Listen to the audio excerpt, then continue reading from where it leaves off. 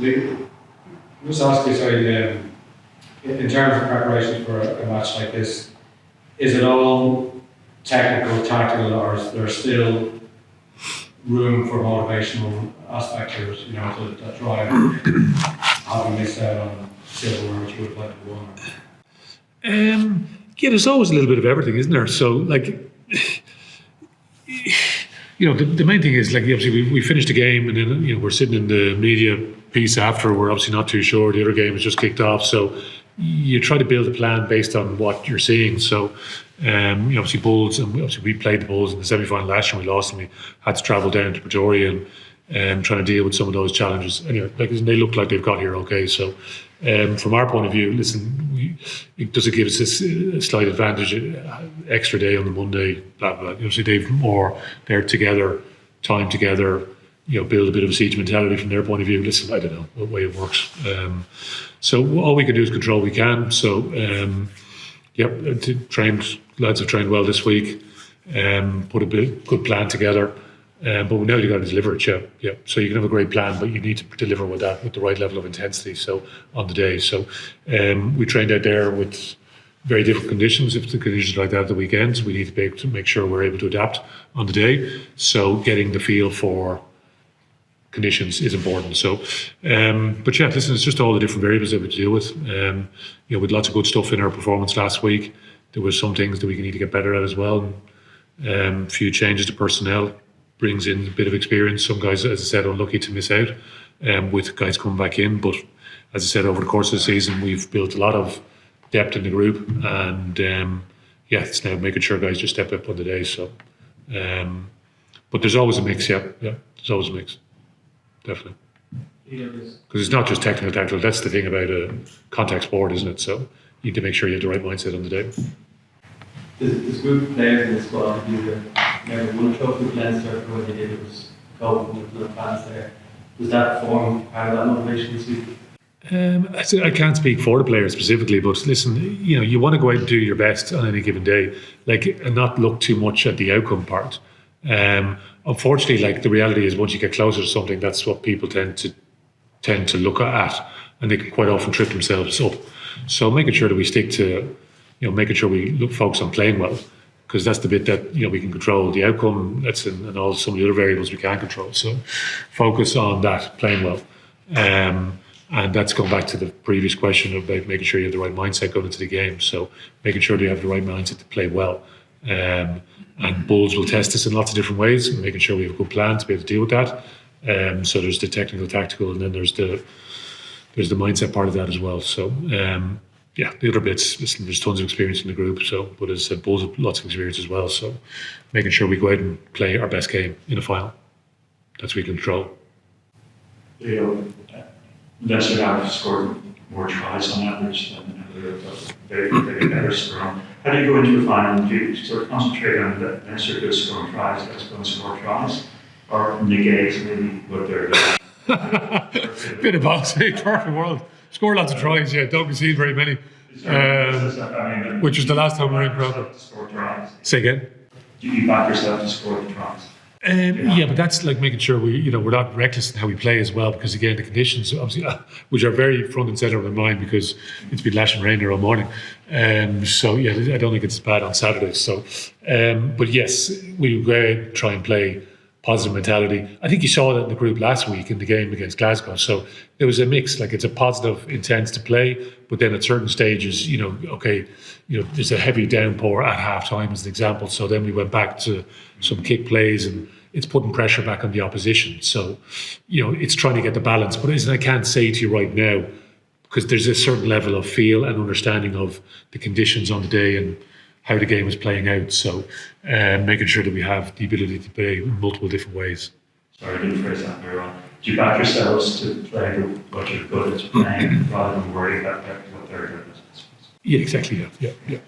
And similarly, so last time we were here, we scored plenty of points and didn't concede any. So if we had that type of day, I'd be happy, but I'm not sure that would be realistic. We live in hope. Leo, it's Jordy's last game here in Ireland. What have we seen from him? For now, Derek. For now. For now, yeah, okay. What should we have enjoyed Jordy this season and how good has he been around the camp? And I think he's shown at times that he's one of the best players in the world. There was a 3-minute cameo at one point where he did everything. Could you just give us an appreciation of what a good sign he's been for you and why it was important you felt that he started this time? Because we haven't seen him start all the time. Yeah, listen, he's been a joy to have in the building. Yeah, listen, he's been great.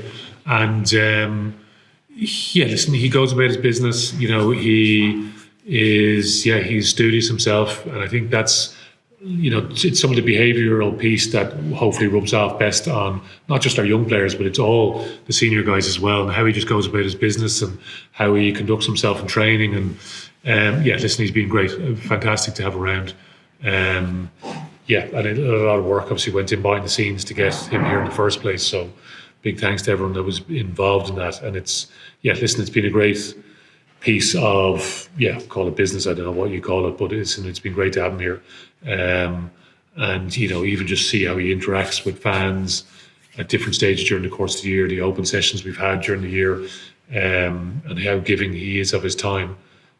So, yeah, listen, he's been fantastic, and hopefully he goes well on Saturday and produce another big performance, because ultimately that's what we want to see from him. Just tell us what you see with the way he plays on the pitch, some of the technical rugby stuff.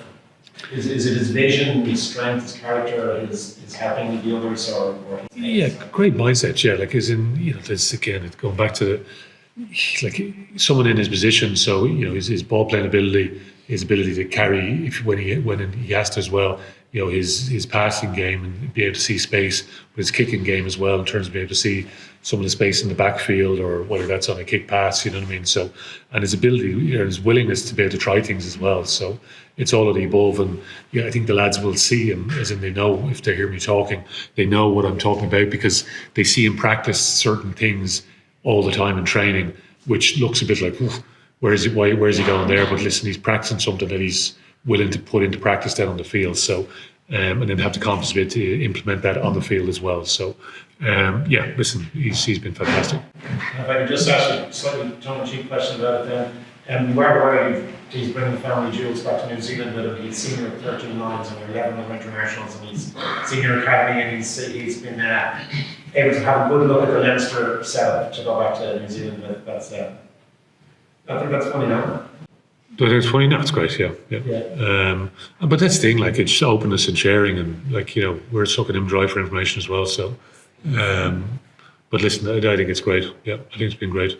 Go ahead. Obviously, you spoke on TV last week. The biggest thing you were happy with was that you front foot physically. Also, like a big thing in knockout rugby and non-rugby is discipline. Speaking of Marcel yesterday, he said we need to keep 15 down the field, and how important that is. How do you balance, and how do you talk during the week about, obviously you want to front up physically, but you want to keep 15 men on the field and keep that penalty count down in such a big game? Yeah, exactly. And I haven't seen it as a trend from us, you know. So in terms of discipline and cards, I know obviously the Bulls had their challenges this year, but listen, it's, you know, they're all different games, you know what I mean? So I don't know, it's about this game now. So yeah, as I said, like, it's come back to our plan and making sure we try and execute our plan well. And, like, yeah, discipline is a huge part of that, and guys not trying a little bit too hard at times. Sometimes that's leads into these silly penalties that do get given away in these games. But I said, like, there's plenty of experience in our group, and just making sure we're nice and composed and do what we have to do on the day.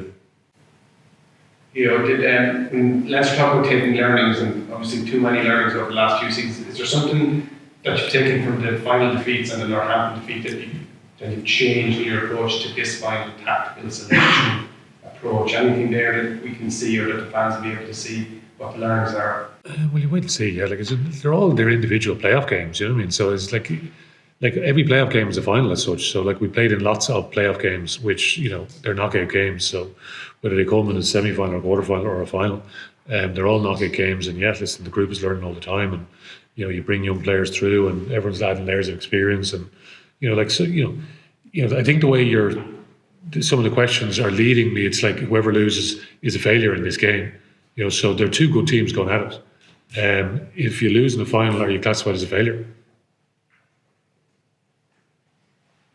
No, I don't think But do you think you are? Maybe Like- by where Leinster set themselves. But so you think the two, whoever loses in the final, one of these teams is a failure? No, I'm not saying that, but there are standards that are set and expectations that are there. Exactly, but you can play your best game in the final. So, like, and both of these teams could play their best game of the season, but unfortunately, someone has to lose. So, like, as one of the teams that's just played their best ever game, are they No. classified? They are classified as losers, yes, because they've lost. But are they failures? You know what I mean? So, like, you've got really good teams going at it, and you're guaranteed nothing. So you've got to go out and prepare as best you can in the time that you have available to you to go out and give your best performance. And listen, there's so much great work has gone into our season. And yeah, listen, I hope the group go out and do themselves justice, because they're going out in front of, you know, so many of their friends, family, loved ones, supporters, people that turn up all in the most random places during the course of the season to see us play. But listen, it's on the day, like it's a final, you know what I mean? So two very good teams going at it, two teams that have, you know, finished first and second, as I said, in the table. So they've showcased, but listen, there's no guarantees in any of this, is there? So, yeah, like it's an enjoying the occasion, embrace the occasion, and this is why we play the game. As I said, like if you played back to the start of the season, like I'm talking about going back to the early 2000s, when this competition began, like I'm looking up at that first final, Leinster v Munster. I remember literally when Eric Miller kicked Anthony Foley in the balls, going back to discipline and thinking to myself, oh, we're in a bit of trouble here. We're in a bit of trouble here. Go back to that discipline question. And thinking, too, we're in a bit of trouble here. 14 men for the next 60 minutes. And we were, whatever, I don't know, was it 10 or 12 points down at one stage? Came back and scored 2 quick tries. I actually got replaced, so obviously I hadn't been going that well in the game. And yeah, like that's just me. Just listen, I'm just thinking this because I'm just literally just seeing it. You know, that's again, it's on the day. You know what I mean? So. But yeah, a lot of people thought about Leinster winning that final. I think it was a great thing. It sent us into a spiral of not being very successful for a long period of time. So like that's a broader piece of time. So, you know, sometimes winning the final is the worst thing for a club. So like it's again, like that's would it be nice? I still prefer to win tomorrow, or not tomorrow, Saturday. But they're two good teams going at it. Like as in, I think everyone has to respect that fact.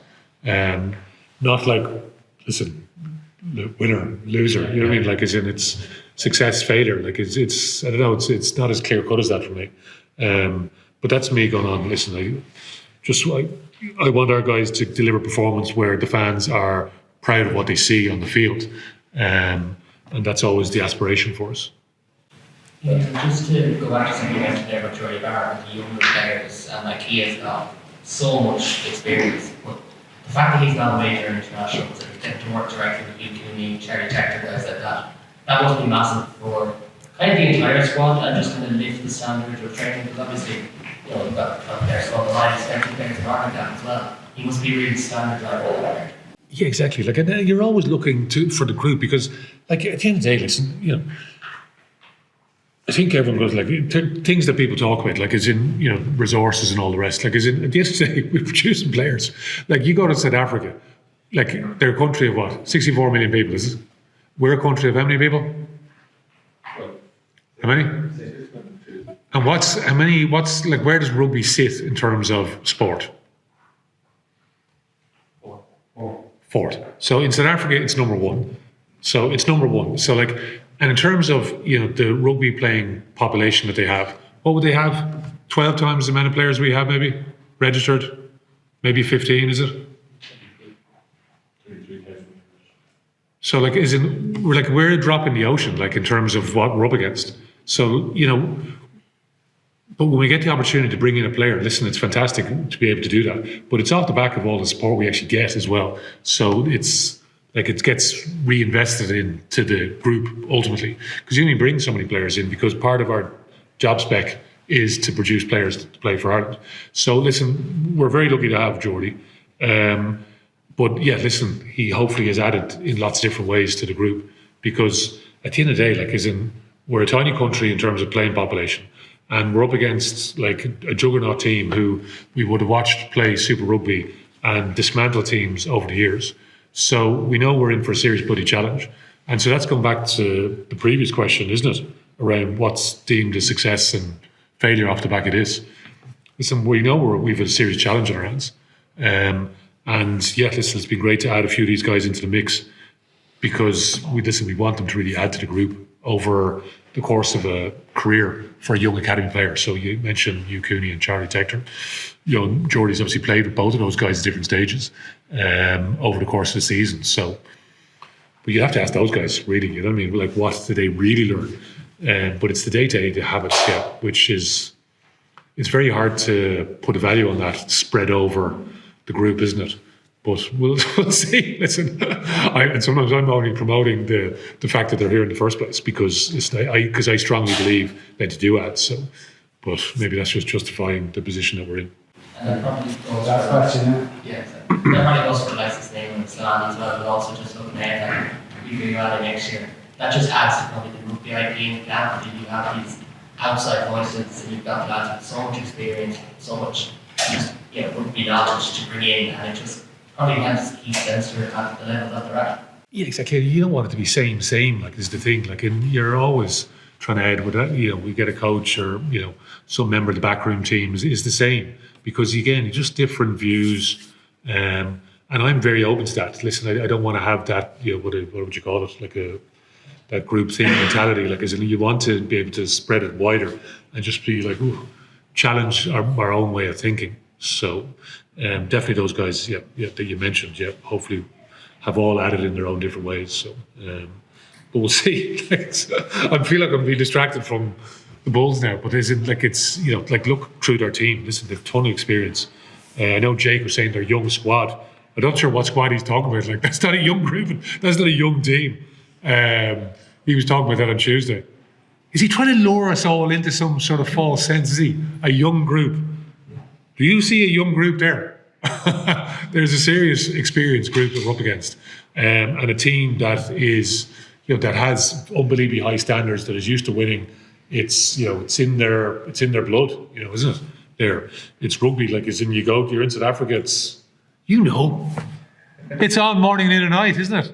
It's the second time, third most popular sport. Go away with it, will you? You go away. Now you're not telling me the truth. I know you're not telling me the truth now.